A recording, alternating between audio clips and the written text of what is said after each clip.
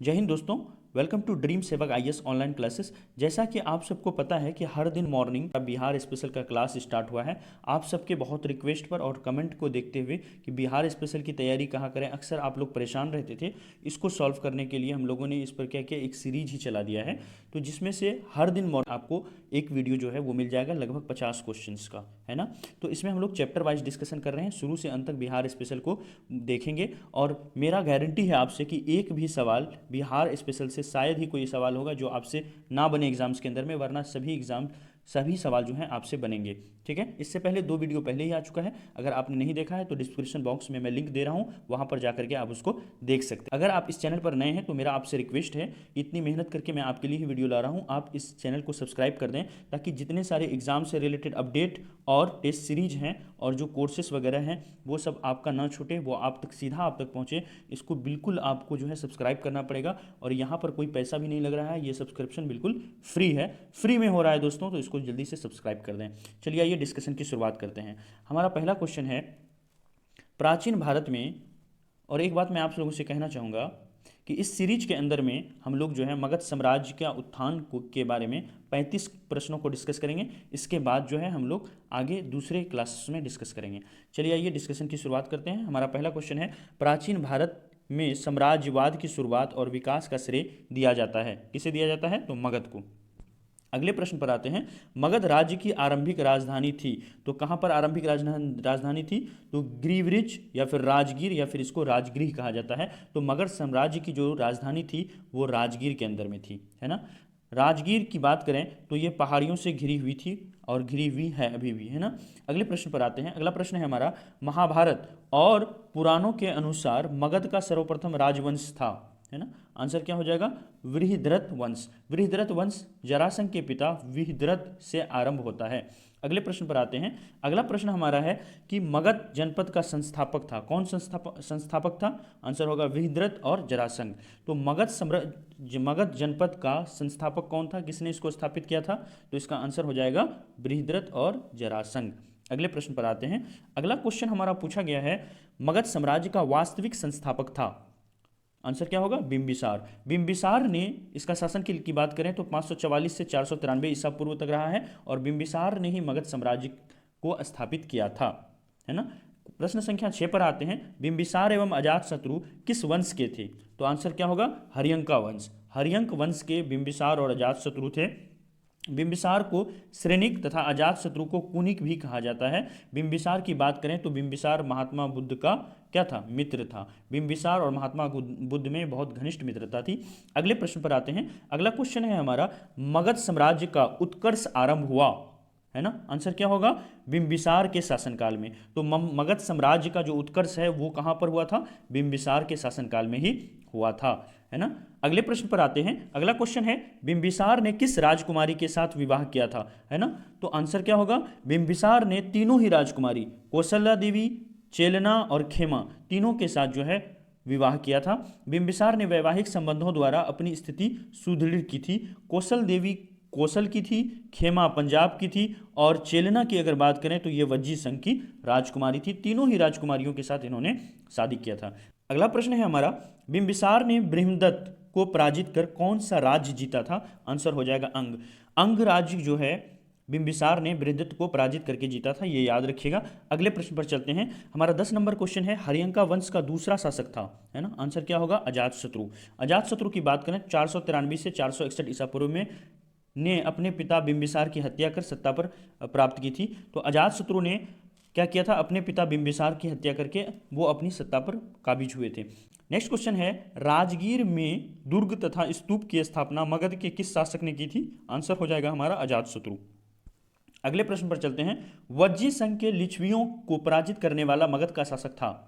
तो मगध का वो शासक जिसने वज्जी संघ के लिच्छवियों को पराजित किया था, क्या आंसर हो जाएगा? अजातशत्रु। अजातशत्रु ने वज्जी संघ के लिच्छवियों को पराजित किया था, है ना। अगले प्रश्न पर चलते हैं, अजातशत्रु के साथ प्रेम संबंध के लिए चर्चित नर्तकी आम्रपाली कहाँ की थी? तो अजातशत्रु के साथ जिन्होंने प्रेम संबंध रखा था आम्रपाली, ये कहाँ की रहने वाली थी, ये पूछा गया है। तो आंसर क्या होगा? वैशाली की। अगले क्वेश्चन पर आते हैं, अजातशत्रु ने किस राज्य के साथ युद्ध में प्रथम बार, है ना, रथमुसल तथा महाशिलाकंटक नामक हथियारों का प्रयोग किया था। तो इन हथियारों का प्रयोग अजातशत्रु ने किसके खिलाफ किया था? तो आंसर क्या हो जाएगा हमारा? लिच्छवी के साथ। अगले प्रश्न पर आते हैं, प्रथम मगध साम्राज्य का उत्कर्ष किस शताब्दी में हुआ था?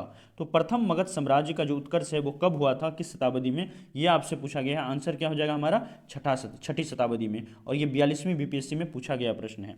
अगले प्रश्न पर आते हैं, पाटलिपुत्र नगर की स्थापना किस शासक ने की? जी हाँ दोस्तों, बहुत इंपॉर्टेंट है ये। किसने किया था? उदयन ने किया था। बहुत बार पूछा गया है बीपीएससी के अंदर में, याद रखिएगा। पाटलिपुत्र नगर की स्थापना उदयन ने की थी। अजातशत्रु के बाद उदयन मगध की गद्दी पर बैठा था, उसे उदयभद्र भी कहा जाता है। तो उदयन को उदयभद्र भी कहा जाता है। अगले प्रश्न पर आते हैं। अगला क्वेश्चन है हमारा, किस राजा ने पाटलिपुत्र को सर्वप्रथम मगध की राजधानी बनाया?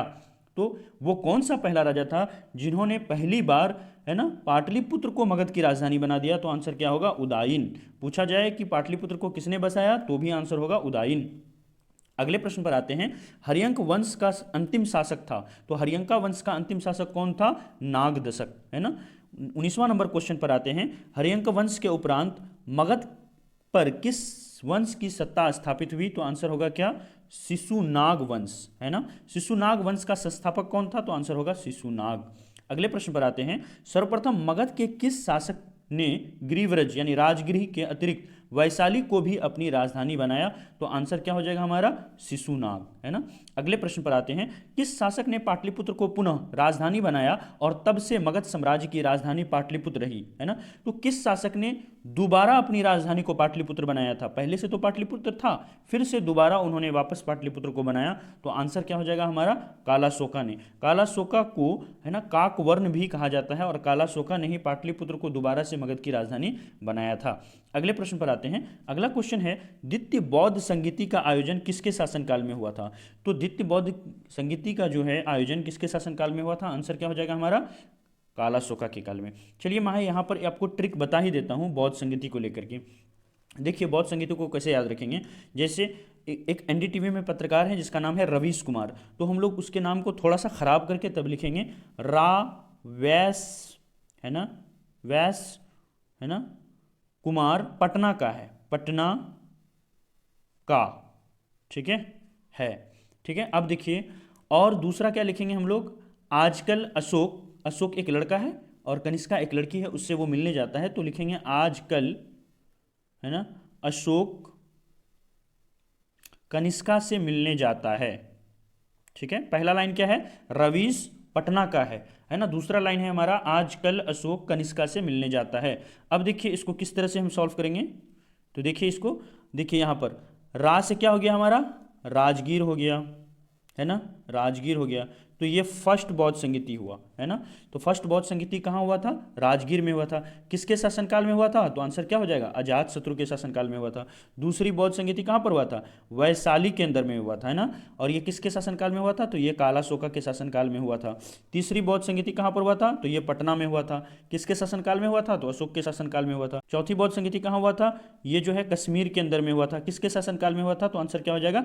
कनिष्का के शासनकाल में हुआ था। इस तरह से हम लोगों ने याद रखा ट्रिक से, रवीश पटना का है और आजकल अशोक कनिष्का से मिलने जाता है। तो राजगीर पहला बौद्ध संगीति राजगीर में अजातशत्रु के टाइम में, दूसरा वैशाली में कालाशोका के टाइम में, तीसरा पटना में अशोका के टाइम में, और चौथा, है ना, कश्मीर में कनिष्का के टाइम में। याद रखिएगा आप लोग, है ना। अगर आप इस चैनल पर नए हैं तो कृपया चैनल को सब्सक्राइब कर दें, और वीडियो अच्छा लग रहा है, मज़ा आ रहा है पढ़ने में, तो इसको लाइक करते जाएं, और आप अपने दिल की बात बताएं कि आपको सच में ये वीडियो कितना अच्छा लगा। क्या मैं आपकी कोई मदद कर पा रहा हूँ एग्जाम में या नहीं कर रहा हूँ? क्या मुझे और आगे बढ़कर और मेहनत करनी चाहिए आप लोगों के लिए या नहीं करनी चाहिए? क्या आप लोगों को बेनिफिट मिल रहा है, नहीं मिल रहा है? बिल्कुल कमेंट में बताते जाइए। और मैं एक छोटा सा टारगेट आप लोगों को दे रहा हूँ कि इस वीडियो को आपको जो है 1000 लाइक पहुँचाना है, और कमेंट में इसको आपको 500 कमेंट पहुँचाना है, 500 कमेंट आपको करना है। क्लियर है? चलिए आइए नेक्स्ट क्वेश्चन पर हम लोग चलते हैं। तो 22वां नंबर हमसे पूछा गया था कि द्वितीय बौद्ध संगीति का आयोजन किसके शासनकाल में हुआ था? तो अभी अभी हम लोगों ने पढ़ा कि द्वितीय बौद्ध संगीति जो है वो कालाशोका के टाइम में हुआ था। अगले प्रश्न पर चलते हैं, द्वितीय बौद्ध संगीति का आयोजन कहाँ हुआ था? तो आंसर क्या होगा?